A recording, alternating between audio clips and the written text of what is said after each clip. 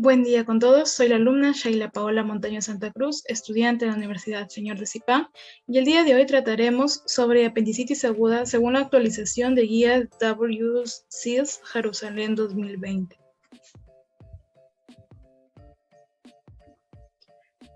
La apendicitis aguda es una de las causas más comunes del dolor abdominal agudo y también es uno de los retos y también se ha visto muchas controversias sobre los diferentes entornos o prácticas que se ha dado en ella. Por ello, en julio de 2015, la Sociedad Mundial de Cirugía de Emergencia, WCIS, por siglas, organizó en Jerusalén la primera conferencia del consenso sobre el diagnóstico y tratamiento de la apendicitis aguda. Ya dentro del tema del primero, que son los diagnósticos, en primera pregunta tenemos ¿cuál es el valor de los sistemas de puntuación clínica en el manejo de pacientes adultos con sospecha de apendicitis? Estas se pueden utilizar como base para la gestión estructurada. Bueno, en sí, la estratificación de la apendicitis aguda por sistema de puntuación clínica se podría guiar gracias a una toma de decisiones para reducir ya tanto las admisiones, optimizar también la utilidad de imágenes diagnósticas y prevenir las exploraciones quirúrgicas que estas van a ser negativas, ¿no? Parece suficientemente también en cuanto a su sensibilidad para poder identificar pacientes de bajo riesgo y así poder disminuir la necesidad de tomar la toma de imágenes y exploraciones también quirúrgicas, por la cual estas van a resultar negativas y va a ser en contra del paciente. Se demostró en varios estudios que aquí se menciona, en uno de ellos, se demostró que en pacientes de bajo riesgo, el uso del algoritmo basado en la puntuación AIR, que por sigla se da por Appendicitis Inflammatory Response, dio lugar a menos imágenes y también a menos exploraciones negativas, lo que he ido mencionando, y menos operaciones quirúrgicas en todo caso, para la apendicitis aguda no perforada. Ahora, en la segunda pregunta tenemos, en pacientes pediátricos con sospecha de apendicitis aguda, ¿el diagnóstico podría basarse únicamente en puntuaciones clínicas? Acá nos mencionaba que en los estudios la apendicitis aguda era de una emergencia quirúrgica, más común en niños en los estudios. Pero el diagnóstico también se generaba de manera precoz. Es por ello que en los niños el uso de esta puntuación del Alvarado y la puntuación de la apendicitis pediátrica, por siglas PAS de Samuel, se generaban en esos casos en edad pediátrica. También se demostró que este índice que hemos dicho del PAS para poder diagnosticar mostró una especificidad de 89% en las mujeres adolescentes y un 78% para el resto ya de pacientes. También se sugirió lo que es la evaluación de las puntuaciones clínicas que pueden esto ya generar una gravedad de la enfermedad y posteriormente a generar complicaciones en ella. Por ello, varios estudios, en esos casos estudios retrospectivos, se generaron sobre la validez de estas puntuaciones, tanto del Alvarado en pacientes pediátricos y generando como resultados que se encontraron una puntuación media más alta en pacientes que sufrieron complicaciones postquirúrgicas. Y aquí lo que pasa es que recomiendan, en esos casos, que en pacientes pediátricos con apendicitis aguda sospechosa, sugerimos no hacer un diagnóstico basado a estas puntuaciones clínicas. No, en este caso, en la edad pediátrica no se suele sugerir esta puntuación, ¿no? Como tercera pregunta tenemos, ¿cuál es el papel de los biomarcadores séricos en la evaluación de pacientes adultos que presentan características clínicas evocadoras para lo que es ya la apendicitis aguda? Aquí se mencionaron algunos estudios en la cual nos referían que estos marcadores bioquímicos representan, o se puede decir, son una herramienta para generar un diagnóstico fiable, para poder identificar ya sea casos negativos o positivos de esa apendicitis aguda y en todo caso esta apendicitis aguda complicada en edad adulta. En la pregunta 4 tenemos cuál es el papel de los biomarcadores séricos en la evaluación en pacientes, pero aquí en edad pediátrica, que se puede para poder diagnosticar la apendicitis. En estudios también destacaron que el valor, en esos casos destacaron que el valor de la proteína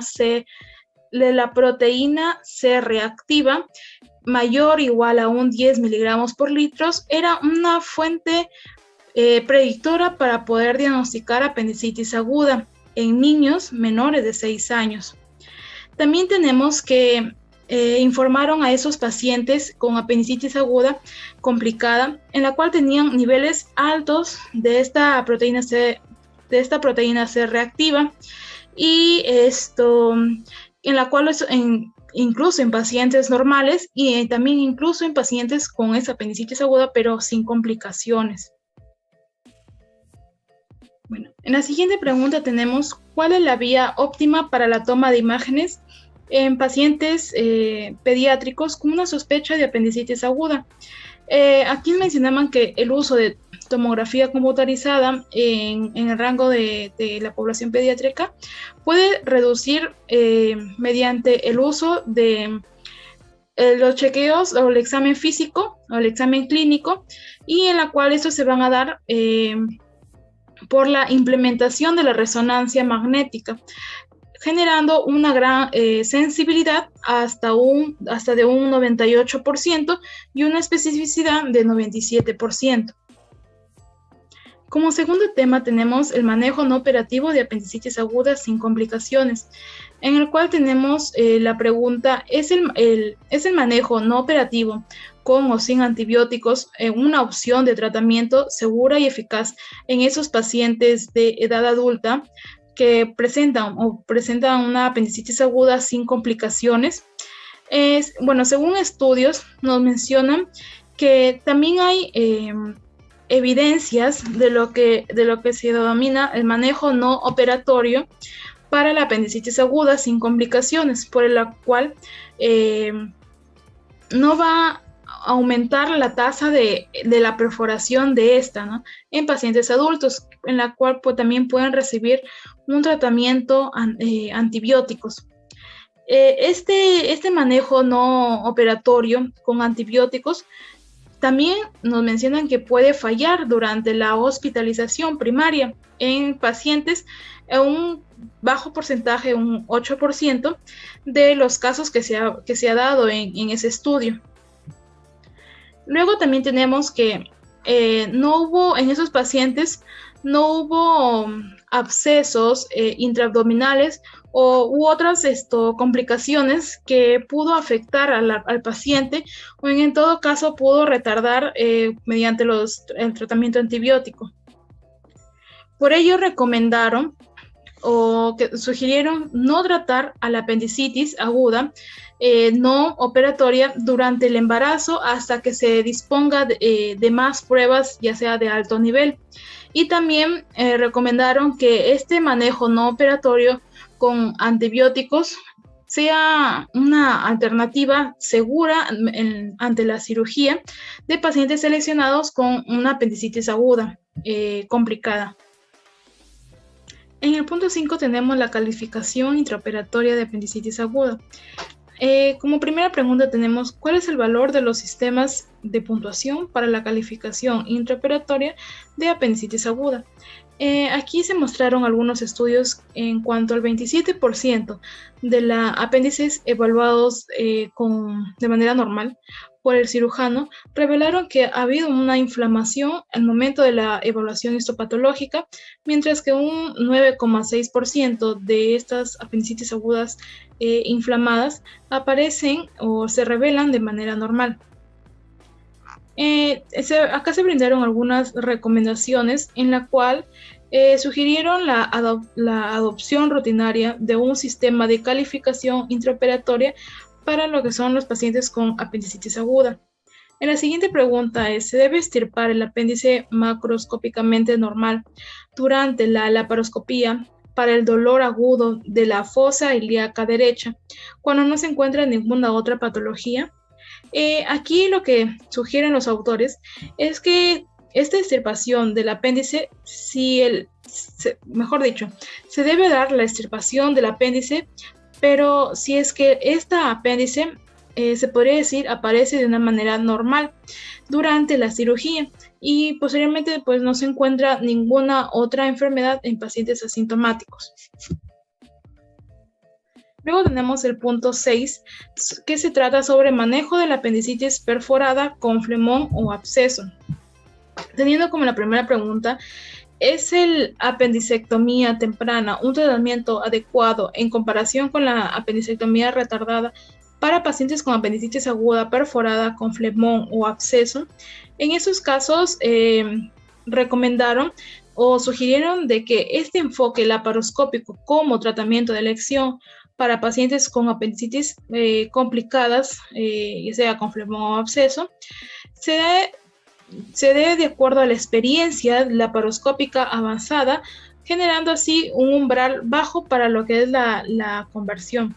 Luego tenemos la siguiente pregunta. ¿La apendicectomía a intervalos siempre está indicada para pacientes con apendicitis aguda después de un manejo no operatorio exitoso? Aquí lo que generalmente recomendaron los autores es que tanto la detección de colones con colonoscopía como en ese caso en la tomografía computarizada se va a generar con mejores dosis completas para los pacientes con apendicitis aguda no operativa, pero si son en el grupo etario mayores de 40 años. Luego tenemos el tema 7 de la terapia antibiótica perioperatoria con la siguiente pregunta. ¿Se recomienda la terapia antibiótica preoperatoria para pacientes con apendicitis aguda? Aquí nos mencionaba que al momento de dar las recomendaciones, se demostraron que en una sola dosis de antibiótico, y este antibiótico siendo de amplio espectro, eran administrados preoperatorios. Y como última pregunta, dentro de esto tenemos los antibióticos posoperatorios. Siempre se indican en pacientes pediátricos después de la apendicectomía. En esos casos se recomienda lo que es administrar antibióticos posoperatorios por vía, en ese caso en el rango en niños, con una apendicitis complicada, pero durante periodos no mayores de 7 días. En esos casos, 7 días posoperatorios, para así poder estar seguros y no estar asociados a ningún riesgo posterior a la cirugía, ¿no? También se recomienda el cambio temprano, es decir, después de las 48 horas, en lo que es la administración oral de antibióticos posoperatorios en el rango de edad de niños con una apendicitis complicada, teniendo una duración total de la terapia y no mayor a 7 días. Bueno, y este fue el tema sobre apendicitis aguda, de acuerdo a los 7 temas que ya he mencionado, de acuerdo a la guía de Jerusalén 2020. Gracias.